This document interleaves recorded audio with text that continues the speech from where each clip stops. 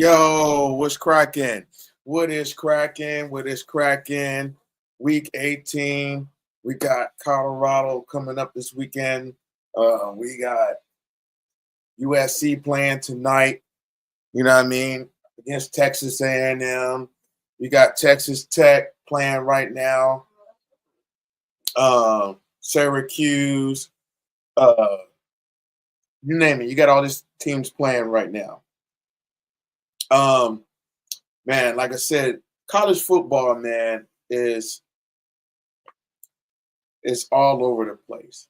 I was reading some articles where, people are upset about how college football and the SEC is pretty much trying to monopolize, and how the SEC is being um, pulled down because of the portal.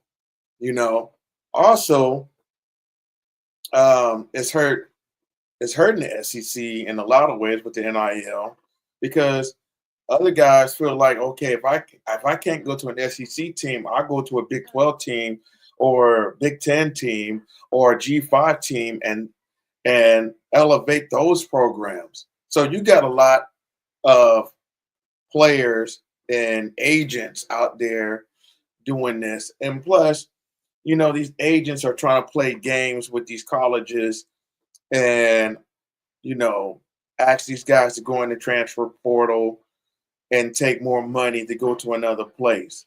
So these young men have agents, and you see where college football is headed, and it's heading like the NFL era. You know what I mean? But it's all good. I like the parity that's going on far as the playoffs. You got all these different teams. Even though I didn't agree with Notre Dame just getting an automatic bid, even though they lost to NIU, but I will say this: you got a little bit of diversity. Who's to say that Boise State cannot beat uh, uh, whoever they're going to face, or what I mean, or Notre Dame beating Georgia? This can happen um, in many different ways, because some of fact, hold on a second here. Some of fact, I mean, you just had Navy beat Oklahoma. I know, and this is the part that really hurts, is that these teams are being stripped down and have to, basically go for broke on what they have and play these bowl games. These guys, to me, need to have more incentives to stay. Number two, they need to change the transfer portal dates. Let them, you know, you can't transfer for a year. But I do think that you should allow these boys to get their bags. But the transfer portal at the end of the year, like, which it is actually the end of the year. So, but I'm talking about the end of the school cycle, so year. So the summer, they're able to leave. Go back to a little bit of the old school way, fine and tune this thing to where, okay, they got to stay a year at this school, and then they can transfer out, instead of um, in the middle of a season and you playing a bowl game and then they can transfer out. It doesn't make any sense. Um, it just doesn't make any sense. I'm seeing a lot of diversity in these bowl games, um, where they saying, "Oh, this school can't beat that school," or, I mean, you just saw Memphis beat West Virginia, which I know that's a down team. Um, you had California lose to UNLV. You had who was that? Um, who was that? Was a good one. You had what's some more? You had UNIU lose, I mean beat uh, a big time school and Notre Dame. You had some other schools out there beating, solid programs. And so you got to look at that. I remember, what was it, 2011, 2010, 2011. Um, Boise State went down to Georgia in the Mercedes Benz Dome and beat Georgia. Beat Georgia. Not only that, you had a Mountain West team, another Mountain West team in Utah, right? In Utah, they was not in a big Pac-12. They was not in the Pac-12 at that time. They was in the Mountain West with Boise and all of them. Utah beat Alabama. And that's when Alabama was just starting to peak, right? With Parker Wilson at the quarterback, and Coach Saban. He just came off the 6-6 season, I believe, and went 12-2 the next season or something like that. So to say that some of these, and then you had North Dakota State, who done the same thing as beating Power 5 teams. And I still think that North Dakota State and some of them FCS schools can beat Power 5 schools. And you're starting to see some of these G5 schools doing the same thing. So there's a lot of diversity here, and that's why I like the playoffs. And I would like to see some more of these smaller schools get in the playoffs. Let me share my screen here. Yeah, I would like to see, more and more of these schools getting in. And because they're trying to make it seem like Boise and some of these schools can't beat big time programs, and that's not true. Boise went on a 3-year undefeated season, 3 years, 3 or 4 years, and then they turned around and beat Georgia, and when they was talking, that's when they was, the SEC was at its, going at its height and peak, you know what I mean?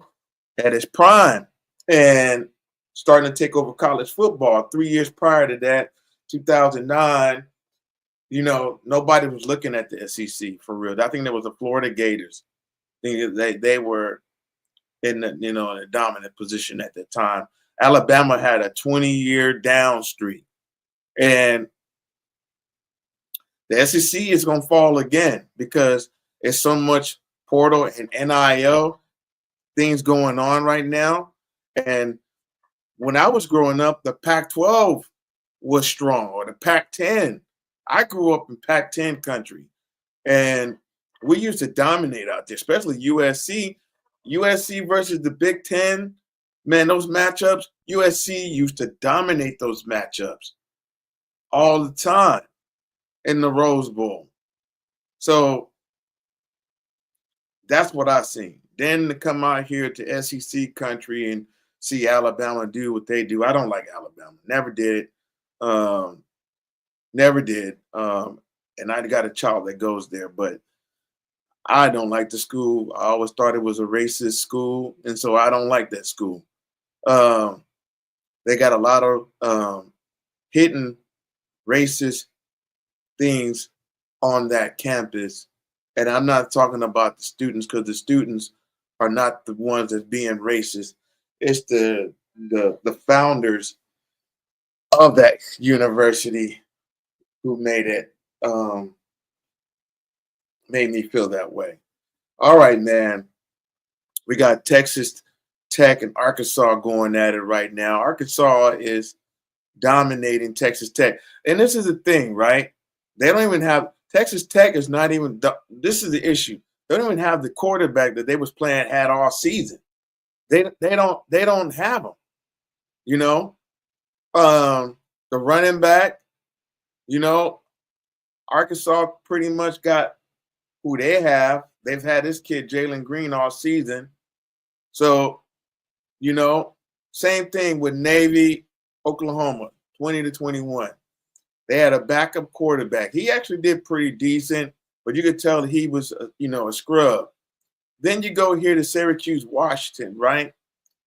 Washington don't have none of the original starters, right? And they're hanging in there with Syracuse. That lets you know the talent on Washington is pretty good, and it's almost at halftime. Georgia Tech, Vanderbilt, pretty decent game. They had their starters on both sides, except Georgia Tech didn't have that number 44 linebacker. I think he was out. But for the most part, Georgia Tech and Vandy had their full squads, and this was the turnout, 35-27.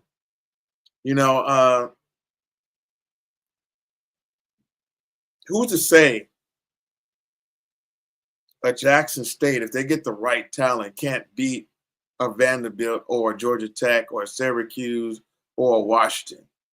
Who's to say that? Or like South Alabama, right? South Alabama here. They went into Oklahoma State and beat them down. And that's when Gio Lopez was a freshman. I think that was last year. Okay?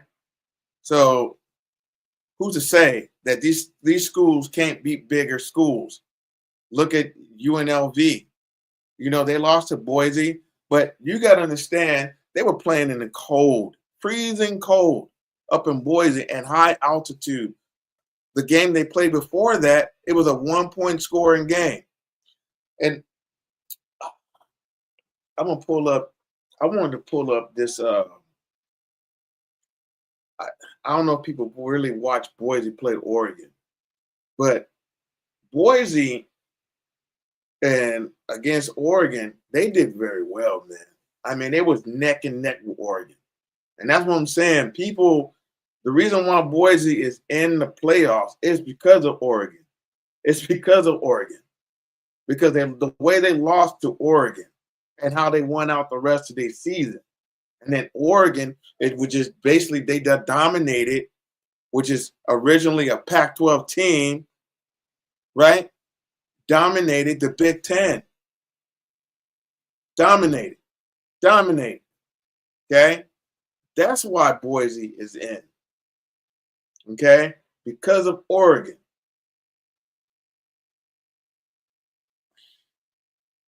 SMU had a strong case because they won the games they were supposed to win. Clemson stumbled in, but they won the game they were supposed to win. And they really, they've been they had a losing streak because they stumbled in the playoffs. I mean, on the championship on a loss. They lost and they still got in. Okay? And then they turn around and lose to Texas.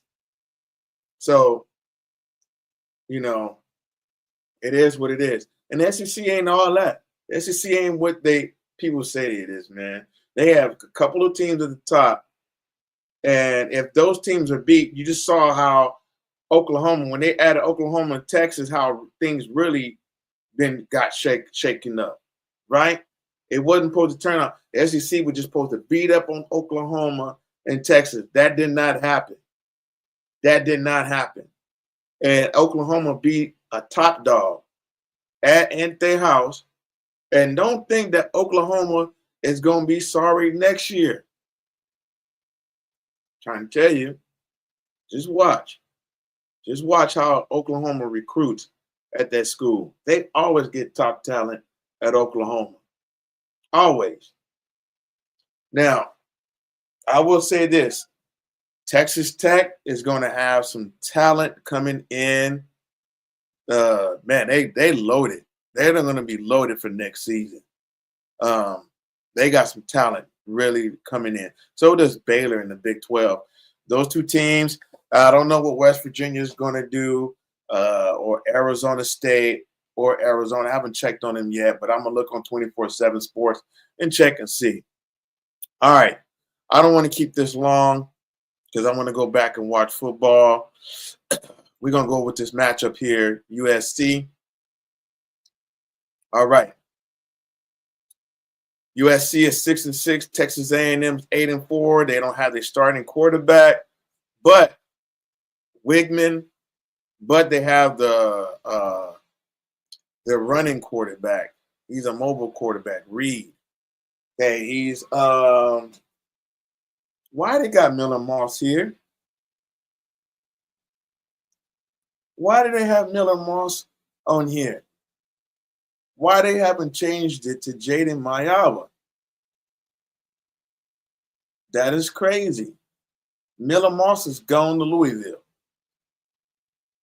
I don't know where his stats is at. So, but anyway, you got Reed. He has over 1,500 yards, 12 touchdowns, and 4 interceptions. So he's consistent. Okay. And he started later in the mid. I want to say mid season. He was going in and out, switching out between Wigman and him. So it was a lot of versatility. And Willie Marks, I don't know if he's playing in this game, but he has 1,133 yards, 9 touchdowns. And then you got Elmar, 765 yards, 10 touchdowns. Makai Lemon, 665 yards, 3 touchdowns. And Thomas, 34 reception, 545 yards, 6 touchdowns. So they're playing at Raiders Stadium, and they don't have they got USC at 50% and Texas. So they're 50-50 on this matchup. I'm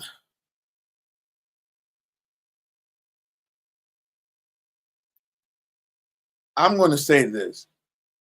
I'm going to ride with USC all the way. All the way. I'm going to ride with USC. But my issue is that Jaden Mayava. Now, I know a lot of people that support USC,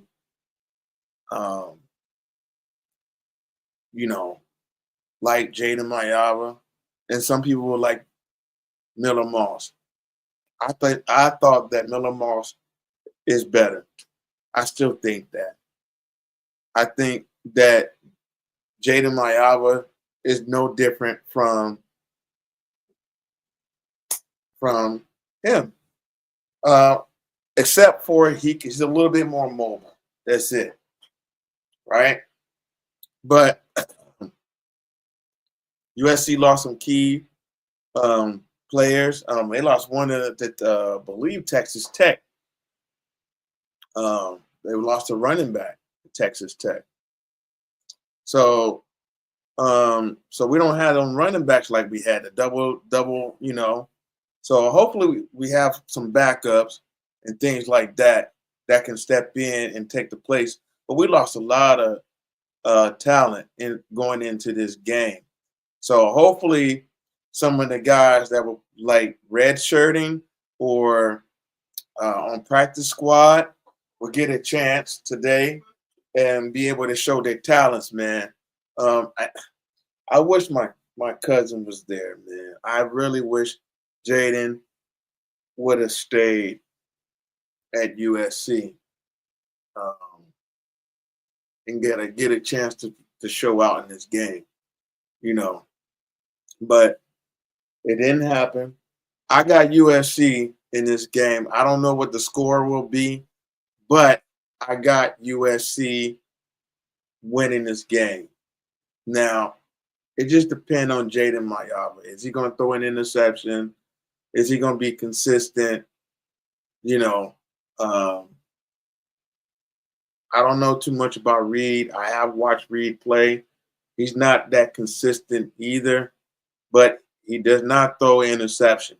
He will run the ball on you. Um, his accuracy, um, a lot of Texas A&M would do a lot of 3 and outs. Sorry, 3 and outs. So it's gonna. I think this game is gonna be a defensive game. I don't. I don't know, but I'm still betting on my USC Trojans to win this game. So anyway, I just wanted to jump on and talk about USC for a minute and everything like that. I just think that we got to prepare for the next season and let's go and see what we got um, and everything like that. But I haven't I haven't been feeling well. My blood pressure was up 200 and something this this morning, and so you know, so I had to take some precautions and things like that today. So I'm just trying to just chill and lay back and make sure. Yeah, my blood pressure was 203 over 120 something. I've never had it that high before. So um, just going through, I guess, just going through a lot of stressful stuff in my life. So I'm trying to monitor and control this stuff and everything like that. And so, well, I'm going to make sure I try to take care of it. But anyway, let's see. Let's go back to the scores real quick. So scores are still the same as in the fourth quarter with Texas versus Arkansas. Arkansas is 36-16. Let's see. Let me go back. So it's 36-16. Um, Syracuse is up 35-21 at halftime. So Washington State is short-manded. I think they got about 50 players, 50 players because they lost like 25 or 30. But most schools have way more than that. So usually most of these schools have about 120, 110, 125 players on their roster. They're only able to travel with 85. So they probably, I think Washington, lost about 25 players to the portal plus their coach. So hopefully they're able to recover and you know get back in this game. But it is 35-21. The quarterback for Washington is actually was doing pretty well. It's just like they couldn't hold no water on defense. So um, that's the only thing. But let me see this.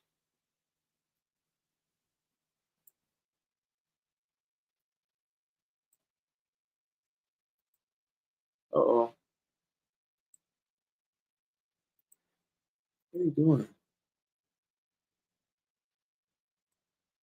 Oh, my fault. So y'all pray for me, man. I'm just trying to deal with this blood pressure and everything. So I got to take it easy a little bit and, you know, stay prayed up. Anyway, I'm going to go back and watch some these games. But you know what? I got USC. I got USC. And I want to say this, man. I do want to say this real quick before I end this. Man, this thing with Antonio Pierce, man. Man. Um, winning the game and what he said.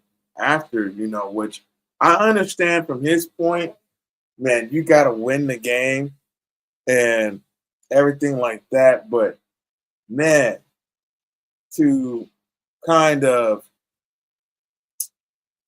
I want to say, excuse me, um, pass up on Shador. Coach Prime is public. Coach Prime wants him to go to the Raiders. Him and his son Shiloh, right? He wants them to go to the Raiders. And Antonio Pierce, you don't have a quarterback. You can't win with those guys who you have. It's just unless you want Cam Ward. Now, I understand. You want Cam Ward or Dylan Gabriel. I don't know if he's coming out, but who you get? Not better than Shador. None of these quarterbacks, besides for Cam Ward, right, is better than Shador. You would rather win a game than you would rather win a stinking game that doesn't mean anything. I would have understand if it meant something, but this game didn't mean anything. It did, and so you cost yourself a draft pick, and I just thought that was idiotic as a coach because I know you go out there to win games. To you, I know this is how you feel. You want to be that coach, but you might just got yourself fired. And I don't know. I won't, but Davis wanted Shador as well. And Shador wants to be at the Raiders. Giants, they couldn't do nothing with Daniels. Had no protection. Nobody wanted to work. Daniels up there cussing everybody out at the line. You know what I mean? Jones, whatever his name, Daniel Jones, yeah. He was cussing people out at the line, man, because they're not doing their job. And then you're going to put Shador with the Giants?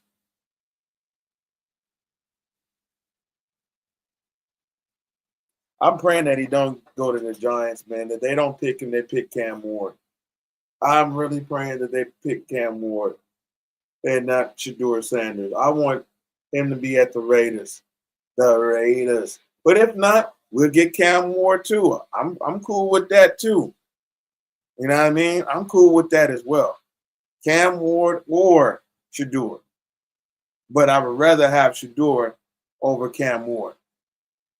Now, the one thing I see between Cam Ward and Shador,